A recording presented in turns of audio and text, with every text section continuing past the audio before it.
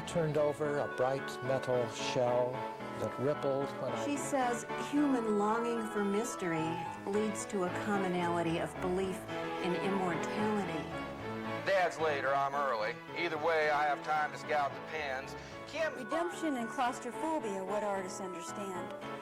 Not valuing the world.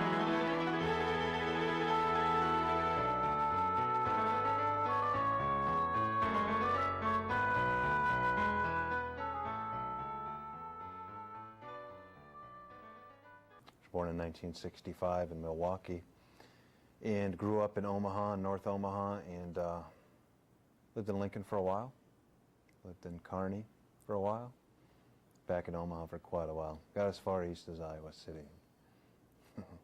I'm the local director for the Muscular Dystrophy Association, and I'm also a lecturer in English at Creighton University, where I've been since 1993. Oh, it's a persistent joke in my writing. I'm not saying the place is a joke. I'm saying that it's a persistent joke buried underneath the writing, as far as I can see it. I'm not a great analyst of my own writing, but I know that I play some games with place. And so I hope it serves as a source of humor and wonder and confusion. There are probably three people who are the most prominent. A guy named Jim Coulter, who probably could have been a writer and should have been a writer, but was a pretty amazing teacher to a lot of us at Omaha North High School in the early 80s, which was just a playpen. And he sort of took that energy and put it into some kind of form, at least for the first time. He taught Hamlet and blew me away, really, really blew me away. Later on, when I was in Kearney State briefly, there's a guy named Don Welch, who I'm sure you know, who was the next mentor in the process. I didn't know it at the time. He's also a guy that took and put into a form things that I was doing, which were formless at the time. And he put a container around it and gave me a good example and led me through Love Song of J. Alfred Prufrock line by line, which, what a gift. What a way to give one's time to a young, confused, baffled person. Later, when I went to the Iowa workshop, 91 to 93, a wondrous person came in, Jory Graham, Pulitzer Prize winner, MacArthur Fellow, and it's hard to explain the spiritual, intellectual, aesthetic force of somebody like that at just the right time. Those three and hundreds of others and so many different writers, and I don't know. It's the last thing in the world that anyone I ever knew did, said, remarked about, read, considered. I don't know. The stuff that's in my mind and was in my mind earlier when I was compelled to write it down might have had a lyric quality. It might have had some sort of straining after the form that a couple teachers were able to show me. I don't know. I wish novel. I wish really, really, I wish novel that Oprah would have picked. Why poetry? I don't know. It's called Daniel Long Soldiers in Heaven Behind a Makeshift Easel. The first poem that I wrote to completion. Yeah. And about 150 different drafts, and that was helped along by a lot of different people. And I'm so glad. That was a real education in writing. I mean, I knew I had something that was something, and I'm sure glad for the time to just work it over and get a lot of help along the way. I still don't know if I'm a writer. I'm certainly an apprentice to a lot of writers. When did I first start writing? Late in high school. A young black guy in my class named Michael Jones wrote a poem that ended with the lines, "North Omaha, nowhere." Which probably wasn't that original, but it seemed well put to me. I sort of embraced the negatives ever since. And and the idea that I'm a writer is still up for debate, particularly in my own mind. And that question probably compels me to want to write more, better, different, and more exploratory, and things like that. The compulsion is there, and I'm more comfortable now with it, I'll write 2 or 3 things, 2 or 3 poems in maybe a week or 2. And then I'm quiet for 6, 8 weeks. And that's become my process, sort of just when I think I'm not going to write again, there it is. And that's great, but can be frustrating. I'm a little more comfortable with that. I don't want to be too comfortable with my own process. But I'm someone who's silent for quite a long stretch of time. I don't know. Could be a phrase, a word, something that sticks, something that my mind chews on for a little while. Just writing a thing called 15 Addresses to the Lord. John Berryman wrote that beautiful poem. Mine is not nearly as beautiful, not even close. It's not beautiful at all, actually, called 11 Addresses to the Lord. A poem that he switches tone on, and I had a couple lines that stuck in my head, and it was die by drowning or warehouse fire, then let's do lunch. I mean, not a particularly hopeful or beautiful couplet, but it was mine, and the poem started to build itself around that. And I guess my process is something comes in, it sticks, my mind won't let it go, I start building around that. Yeah, there's certain forms of degradation that I find interesting and compelled to look into a little more deeply. The manuscript that I'm working on right now is called Hex, and it's about 70 pages of looking at different forms of being hexed. And it doesn't decide at the end what it thinks about that question, really, but it sure certainly mulls it over. I think those lower and darker aspects are, in a way, mine. I also want to write a book called Ceremony, not that brings me more out into the light, but examines the possibilities of getting there. And maybe my process will be coming into some sort of light from some obvious dark, but only in an earned way. I admire the writers that do it as a discipline, as a daily discipline. It's never been the way I've done it. I don't foresee it as the way I'll do. Well, maybe when I grow up and write a book that, doesn't break after 10 or 12 syllables per line. I admire the disciplined ones, the fiction writers, the essayists, the ones that have it as their job. I really do. I'm not one. I hit and run. I think maybe I have. Maybe I have developed some sort of tonal elements that are recognizably, maybe to a few people, mine, and I'm happy for that. I think that would be something of a success, but I want to be ready to switch and change and grow and redevelop that voice into something else. I don't want to just limit myself to saying how I say, recognizable as it only might be, again, to a few people and myself. So I'm always looking for ways to expand from that voice. Never thought of that. Though a lot of poems in freezing, according to an astute friend, probably are addressed to my wife, who's a good critic, a good sport, a lovely person, and a good reader of my work. Not a writer herself, but certainly one who can zero in on the words that need to be removed in that poem, or the ones that might be tonally a little bit off. And she, as an editor, is a real blessing. And I think, in spite of efforts to have a larger audience in my mind, a lot of that might be basic as a recurring kind of twisted love poem, if that makes any sense at all. I think I would be a fool if I didn't want to bring across a complete shift in someone who would read the poem, the book, the next poem. That would be the wish. I'm not saying that I've ever been successful at that, but the wish would be some real alteration of that person's sensibility. I don't know why, as an artist, one would waste one's time if not to try to enact that, because I know that that's been so prominent in my growth as a person who writes, or as a person.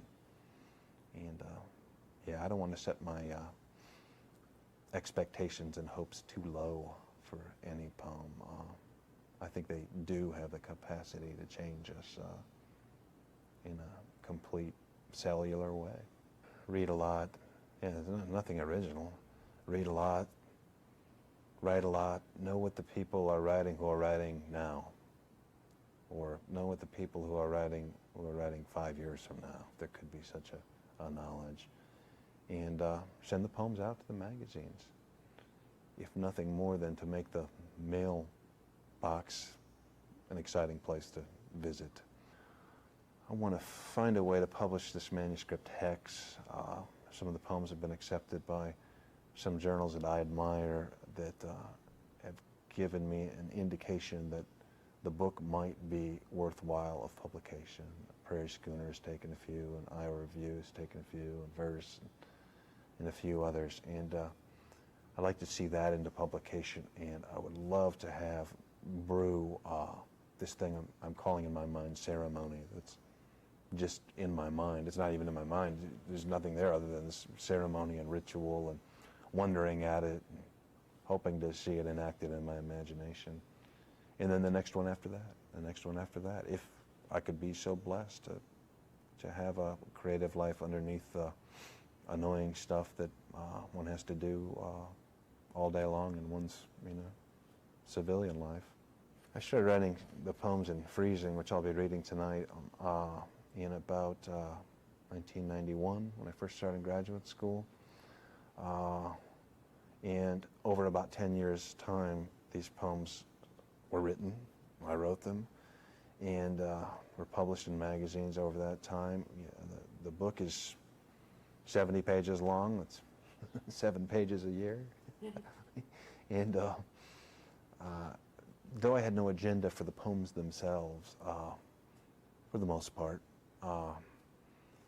there is an agenda running through the book, and that is to undercut what has been said before, to make sure that the joke is on the speaker. If there is a joke, and I sure want there to be one, I want to make sure that it's on the speaker, and that might be a clue for at least my own reading of my own book. And so there's a constant shifting of the poems to try to find the right order until New Issues Press in Western Michigan University decided to accept the manuscript. And there's a great joy in that. Also looking back, it's like, there are a couple moves that could have been made. And the architecture of the manuscript, frustrating as it is also fun. The Heritage Room is a special collection dedicated to preserving and promoting works by and about Nebraska authors. Currently, we maintain a collection of over 11,000 volumes written by more than 3,000 published authors from Nebraska. In an effort to promote these authors, the Heritage Room sponsors the John H. Ames Reading Series as one of its efforts. I would like to thank the Nebraska Literary Heritage Association because it is through an endowment established by their volunteer efforts that we are able to bring you programs like these. You should feel that you can come in to visit our collection during regular public service hours, for individual tours, or to enjoy the Heritage Room as a reading room where anyone who is interested can come in and read from our collection. Sometimes people who come to the readings have a hard time picturing it as a reading room, with the yellow chairs gone, the books brought back from the tables brought back from the stacks, and a different kind of room altogether. Our reader tonight is Steve Langan. Steve called us last year when his first book of poetry, entitled Freezing, was published. He sent us a copy, and our reading began. I found pretty quickly that I could not read very many poems at one sitting, that I had to take time with them and slowly work toward getting a sense of the whole. I had heard Langan say that his poems are not obscure, but they are complex, and he has planned that Freezing will be the first book of a 3-part work. In the very next few weeks, the New York Times book review section we'll carry a review on freezing. Steve was born in Milwaukee but grew up in Nebraska. He went to UNO as an undergraduate, then went to the University of Iowa Writers' Workshop, where he earned an MFA. At the present, he is a lecturer at Creighton University and is director of the Muscular Dystrophy Association. He writes well. As you listen to him, try to imagine who the speakers in the poems might be. They're all of his imagination, of course, but should we think of them as he or they? Maybe his voice will tell you. You can see. Let me introduce Steve Langan to you. Steve.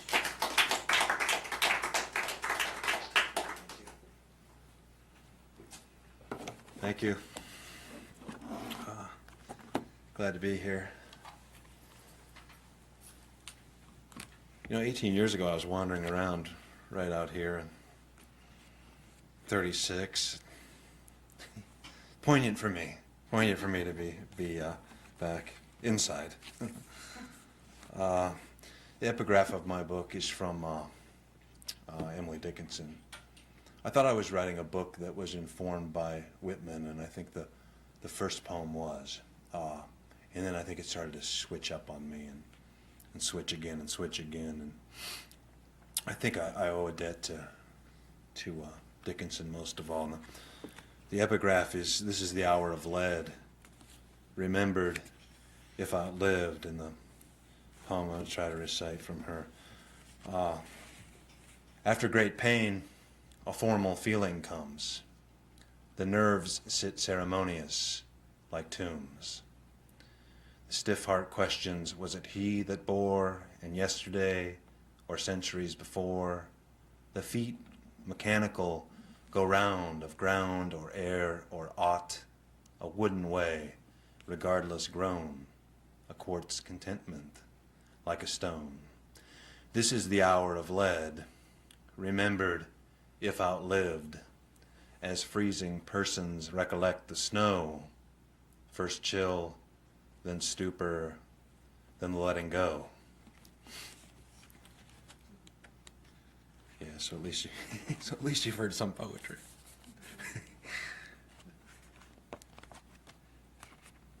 Driving into the unbeautiful city, gutters fill with rainwater and empty. The unbeautiful city rained upon, like an unbeautiful girl running home in the rain under the dead half moon. Blouse torn from her shoulder, hard skin clawed from her shoulder. All of the city's industry coughs, its grain elevator rusts. Driving into the unbeautiful city at night from the south, driving a cherry 1965 Ford Mustang, candy apple red, newly waxed, or driving a rusted skeletal pickup, a vehicle used to haul manure in the long seedlings of grass. Driving into the unbeautiful city, drunk and worried about radar traps, squinting at slashes of white line like an archer's distant bullseye, or sober right at the speed limit, whistling with pop tunes on the radio. Driving into the unbeautiful city for dinner in its best restaurant. Your reservations are at 8. The man you must meet speaks only Italian. Driving into the unbeautiful city in the back seat, cuffs and leg irons, you give the marshal wrong directions to the penitentiary south of town, an old man who spilled milk down your chin and held a smoke to your lips like a lover.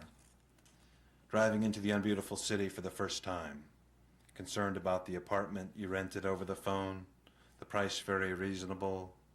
Driving into the unbeautiful city from the south, you pass the labyrinth of stockyard pens and walls and walkways. Cattle out in the downpour snuffle at men who work on the killing floor, smoking on their break in the wind and rain. Men who mix brilliant red with brilliant red. Their gadgets were tools of death. High tide comes somewhere and it's blood. A place where you know no one and no one knows you. The bloody tide arrives at 12:30 p.m. at midnight. Driving into the unbeautiful city, blood gurgles in the dozen drains on the killing floor. A worker sweeps hunks of skin from the drains on the floor. It's a bloody waltz It's midnight, love-hate overtime, the silver machinery roars. Driving into the unbeautiful city, your partner sleeps beside you. A friend or lover, it doesn't matter, the one who drives half the time, who began driving when your trip began, when you locked your empty apartment in the south, blessed walls you punched in angry blazes, said farewell to your sunrise view, always on time and unclouded. Driving into the unbeautiful city, your partner snores through a violent dream. Driving into the unbeautiful city, with only a quarter-inch of brake left, streets slick as a rink, tires bald, but you wouldn't know that.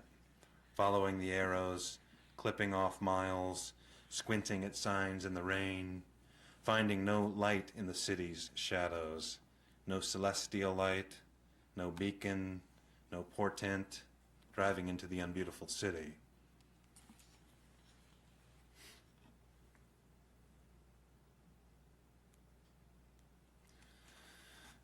Morning poem. Lucky me, I have no memories of war. I haven't wakened in a puddle of urine this decade. Whoever says the next cliche will be tortured, that's what I said, why I ended up here. Most of all, I like to arrive a few minutes before post time, the form under my arm, and play my usual numbers, which makes those mornings a wade through unused strategy. When they're in the stretch and I'm searching for crimson-clad 3, I know the roar of the crowd is stenciled on my bones. There's also the story of the morning Doug Bug and I sat with his mother's 38 between us, which she had left either full or empty, depending on the state of the neighborhood. But that's another story, which to go into would take away from the beauty and simplicity of the birds at my bird bath, with more than one feeding through each slot of the cylindrical bird feeder I received as a gift. Starlings?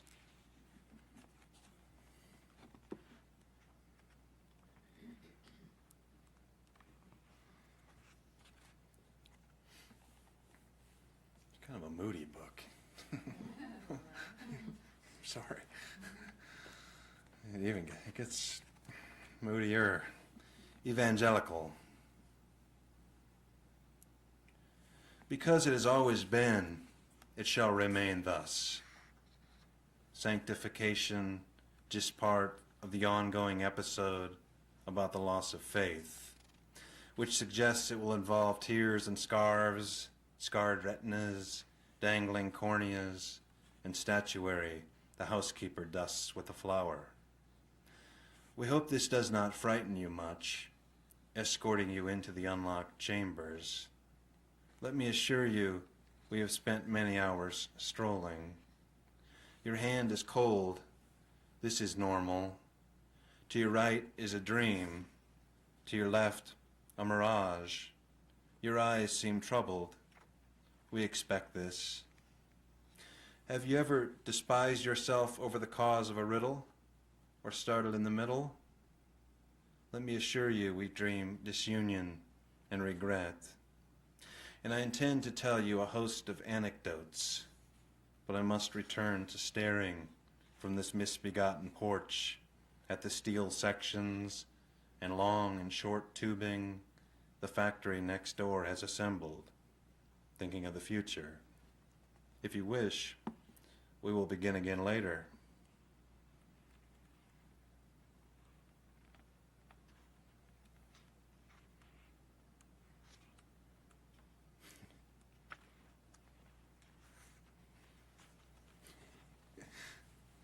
I don't know who taught me this, but it's vividly recall somebody saying if somebody tells you they don't like what you're doing in your writing, not that you have. I'm questioning it right here at the podium. If someone tells you they don't like what you're doing in your writing, do it more. There's a cat on the cover. Kind of shocking to me when I saw it for the first time. I'm sure it was. equally disturbing to you. It's called Manx. When Miles Davis slows down in the middle of Spanish Key, on the bolted oak door my cat's paws are brushes on cymbals. Does she dream of cutting my throat in the room where I type, slender sphinx, black over white? Sometimes when I hear her scratching, I think back to boys who buried stray cats neck high, disappeared into that quicksand, alert fright on their monkey faces. I think of those boys firing up an old lawnmower, blue oil cloud, and then, when I consider my own selfish brutality, something rigid runs through me, as if my body's a pond dredged for a drowned fisherman. A Manx has an internal vestigial tail. Her name is Charlotte, good kitty, my pet by marriage, she, the red sofa, the antiques. Sometimes when I'm typing, I let her in and she sits on the edge of my desk and licks herself. Sometimes when I finish typing, I look out the window, street light lighting my car. I think, how many payments left? How much gas in the tank? Wind lashing the bushes, and the rain is a 21-gun salute. But I think I'll just walk out there. Here I go. Watch me. So long. I loved you. I loved you too.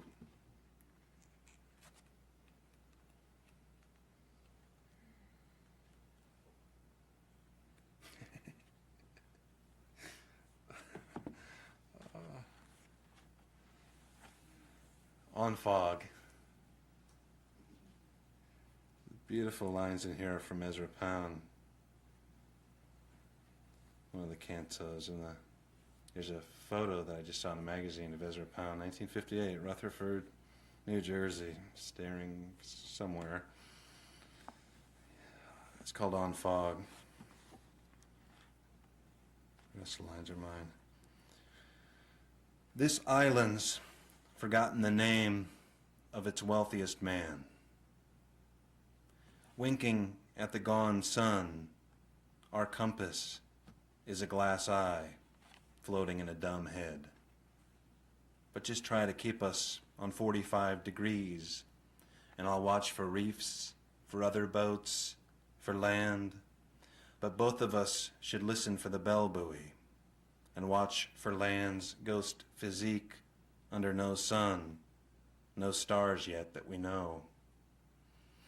The afterthoughts this island would utter as its 22 lights blacken, after its goodnight prayers, one stray wave licking the highest rock, are the names of its poorest men, and what they owe, and to whom. You're the wealthiest man's daughter, his little girl. Ours is one of his 5 boats he'll miss, but not for long. He'll walk to the modest hearth for his silver candlestick holders to hurl at the white flake of mooring. You love some version of him, and me, you say, and you know this bay, these charts, better than he or I.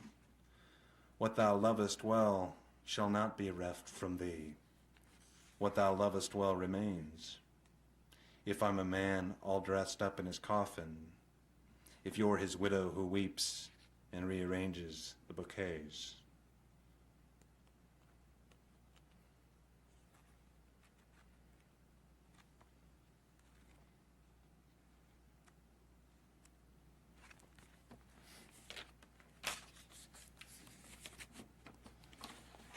I'm going to read some from this manuscript I'm calling Hex.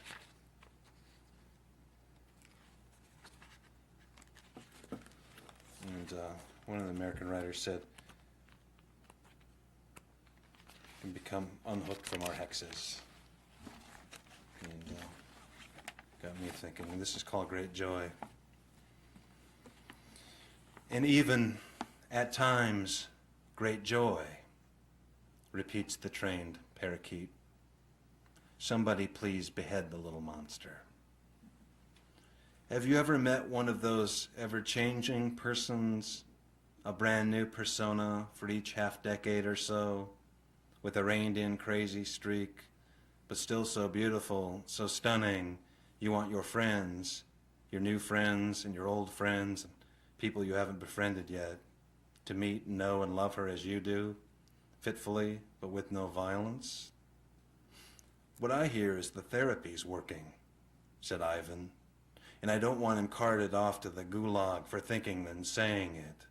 The smiling wincer, the wincing smiler from the Monday evening group, because maybe I have settled into the dull logic of peace and love, finally, just maybe. So how do you explain the rage toward your friend's pet bird as you twirl his delicious pasta to the profound jazz? His scraggle-topped pupil and mate, the one he calls forth to be audible, unforgettable, and even tame, for you, and only you, to applaud, then vanish from.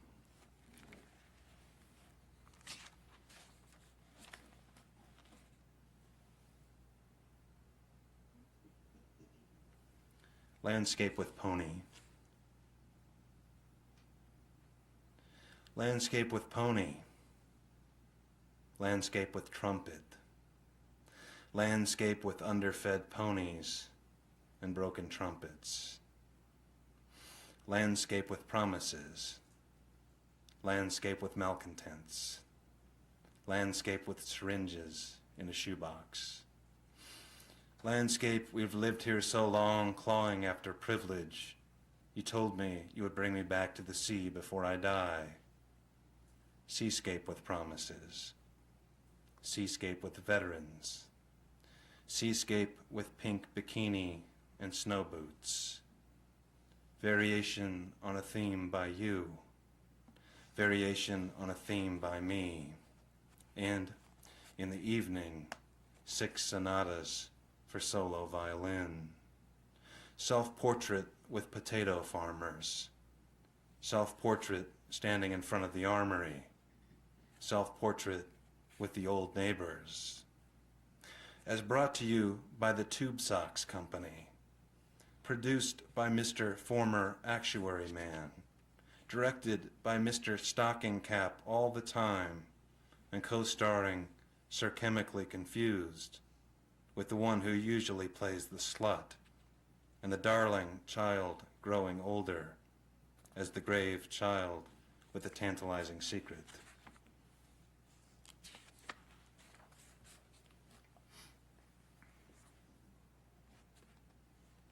A pact. Let's make a pact, a blood pact, that whenever referencing the old worlds or the new worlds, we will designate them the worlds, or otherwise known as the worlds, or otherwise, or W. And while we're at it, with the sun at half-mast, and the moon and the gentle stars, when and if they arrive, tipped so as we are dogs again lapping what little light remains from bulls lashed to the dirty earth. Let's make a pact in reference to love, and one concerning time, and one more in honor of the soldiers of the most recent war, in their brittle panic, as if remembering facing down the enemy, gaining a foothold, a flank, and a front. Let's make a wish, too, and let's not cry at all, not one tear, even though the darkness has arrived. You remember light, don't you? And being moved to rapture by the singers, their bird-like pronouncements in the final movement, shaking water from our hair beside the inlet, their glorious, undisguised, all at once tweet.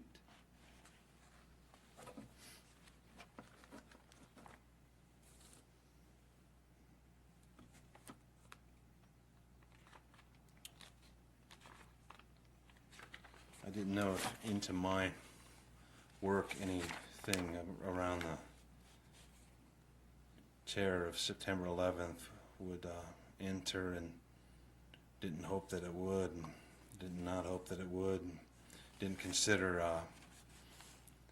a response to it, at least for me, is a kind of choice. And then I started writing this thing, and I thought that, for whatever it's worth, underneath this might have been some comments or something toward that. Who knows how that works. And at the same time, I was thinking about John Donne and the great and famous line where he says, "At the round earth's imagined corners." So it was appealed to me. It's called After John Donne. God, reconsider.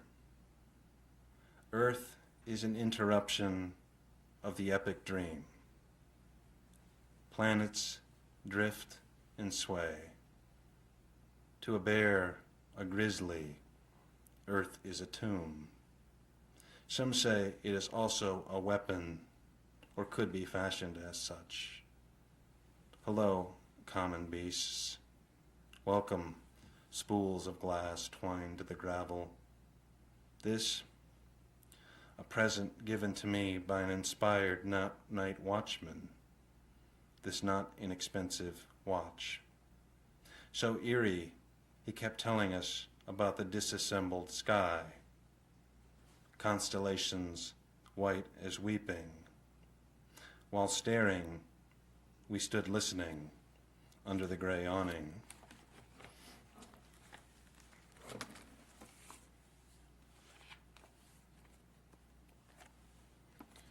To read one more from Hex, and then a series of poems, and then we can chat if you want. We'll look up, and I'm going to try to stay looking up for at least 10 seconds.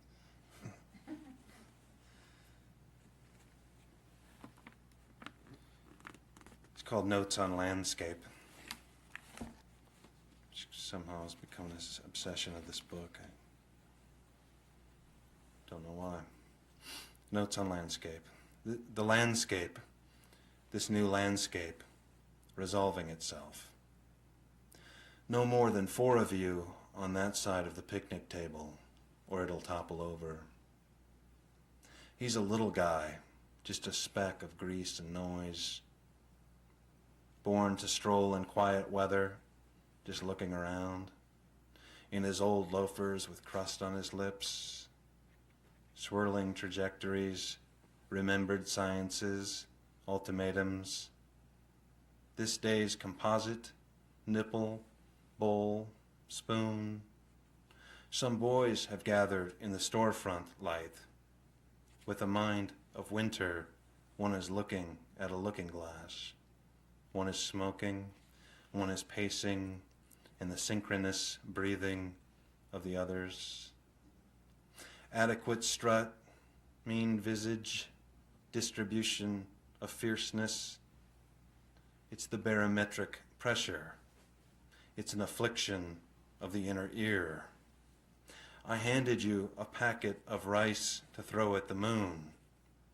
After you tied iron and silver to the daring bride's car, along the way, singing and telling many lies, hurling our pain from the sidewalk into windows left open.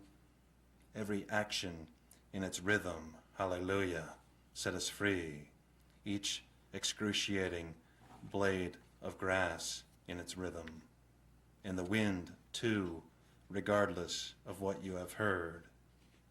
There goes a rat past a fresh puddle of drool. Salvation is a mouth with fine hair on its gums. There is no other way but the sky. Focus. There is no other way but the ridge. Listen. The sun is pounding its fists at the low-flying birds who are unbecoming to the rain-devouring roses, with fish of all kinds curling up to die at the tide line. 90 degrees today, could be 100 tomorrow. Pictures of miscarriages float past, a highlight reel of devastations. I swear I'll be home as soon as I wipe down the bar. Only answer to our secret knock with the door knocker. a horse slowly comes out of the trees, a patch of mud under its left eye. I have warned you about walking by yourself out there.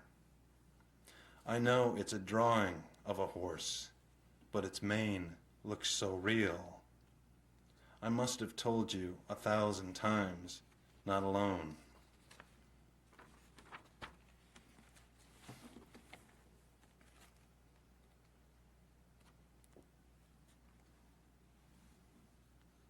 Found a pair of pants outside my window. One morning, I was terrifically hungover and started writing these poems. The Black Pants. There is absolutely no sign of a struggle. A pair of black pants in the road that was not in the road yesterday at this time, 6 a.m. Its zipper is to the cobblestone. Its absent legs are spread. It has been run over. It's getting run over right now. I cannot tell if these are the pants of a man or the pants of a woman. There hasn't been a murder in this town for 13 months. Ice remains from the ice storm. My Ford Ranger will not turn over. At this time, the bare trees are still.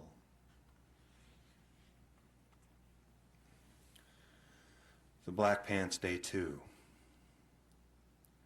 Today, there is little difference between cobblestone and the black pants. No one has come to retrieve them, saying, I've been looking all over for these. Here is your reward. If I had not known yesterday that this blackness turned gray from black was a simple pair of black pants, I wouldn't know what to call it today. If my neighbor sees what filth has been left on our pristine street, she will walk over in her orthopedic shoes, pick up the black pants with the end of a stick as if it's oozing blood or pus. It will be like a flag. She will be proud. The Black Pants, Evening, Day 3. The baby is in his crib. He is winding down like a carnival preparing to leave for the next town. Now I finally have some time to write about the black pants, but I don't know what to say about the black pants. If love was involved, it seems to me a good way to express it or denounce it is to throw one's pants from a speeding car. And if there was a murder, where is the body? Where is the body? Where is the body the pair of black pants fits? Black Pants, Day 4. All month it is cold in this town. Even the sun we discussed with the cook in the Mexican restaurant rarely warms this town. The black pants have nothing to do with the sun. The fat crows from the Oakland cemetery have nothing to do with the black pants and everything to do with the sun. Angels weren't involved. Maybe the mafia was. The black pants are covered with so much gravel from the street today, but they are still the black pants. The window is so cold, my tongue would stick. The Black Pants, Evening, Day 5. Because I am an ass, not a breast man, I can love you with all my heart. I'll come right to bed. I just need to finish this poem. Yes, I'm still writing about the pair of black pants in the middle of the street, in this town that you hate, in the middle of the country. No, actually I think it's awful. And yes, it makes my heart race. Don't fall asleep, because I'm going to climb into that big bed with you, Valentine, and nibble on them high cheekbones. But first, listen to what I said about us. Black Pants, Day 6. Someone shot to death on the morning news. but not here in this town. So sad, I considered the black pants this morning as I pulled on my tan slacks. And in my pickup that finally chirped, then started with a roar like relief, I did not run over the black pants as I left home. Don't run over the black pants. As the mother of 7 sons said when I shut off the shop's lights, not knowing she was still browsing, don't worry, I can see in the dark. Don't run over the black pants. Black Pants Day 7. Farewell, Black Pants. Whoever took you away must have needed you for something I can only guess. I think I know. It was a man in a black car who stopped, opened his door, leaned to grab the black pants. Or my neighbor threw away the black pants. Her name is Marie. She has a good heart, successful sons. I am tired today. I must rest. This small house is a mess of plants, antiques, tasseled lamps like tentacles hanging from the walls, hanging from the shelves. This is the day even the dead rest, the murdered, the ones dead before the confusion, the black pants. This is the day one can wear the pants one chooses, or none.